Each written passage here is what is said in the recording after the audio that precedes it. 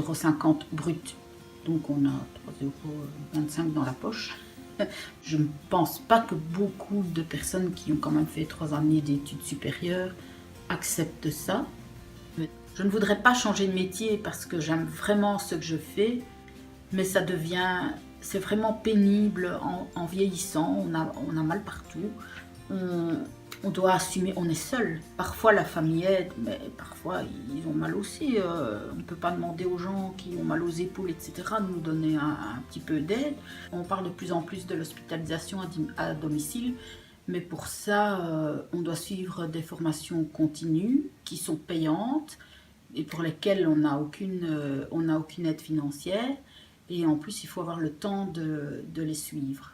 Il y a encore une autre difficulté qu'on rencontre de plus en plus depuis quelques années, c'est que les hôpitaux envoient leurs infirmières pour réaliser certains soins post-op. Et donc, ils prennent notre travail et on se retrouve avec un panel de soins assez réduit. On n'a plus de soins spécifiques à notre actif, quoi. Donc, ils sont effectués par les infirmières des hôpitaux. Et ça, c'est quand même frustrant, d'autant plus qu'on suit les formations. Je peux dire aussi que j'ai de la chance de travailler à la campagne parce que on n'a pas de problème de stationnement. Bon, on a parfois les tracteurs, mais ça c'est autre chose.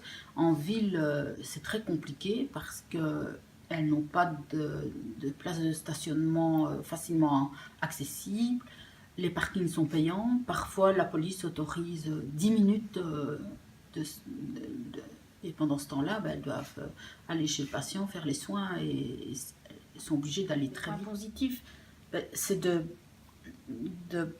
rencontrer des gens, de créer des liens, de pouvoir aider la personne à réaliser des soins, même si ce n'est malheureusement que des soins d'hygiène, non pas malheureusement, les soins d'hygiène, des petits pansements, etc.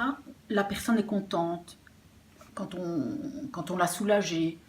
On peut faire des techniques plus compliquées puisqu'on suit des formations. Donc notre métier ne devrait pas se résumer qu'à faire des toilettes et des piqûres. Donc là, je pense qu'il faudrait revoir tout à fait le système financier et revaloriser les soins.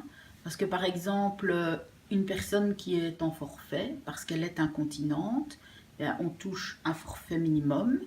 Mais si la personne a en plus des injections, des pansements, on n'a rien en plus, alors qu'on passe quand même plus de temps.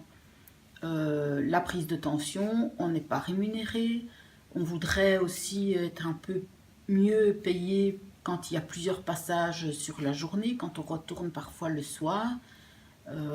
Parfois c'est gratuitement. Les infirmières n'ont pas d'ordre pour les défendre, donc c'est très très difficile de se faire entendre.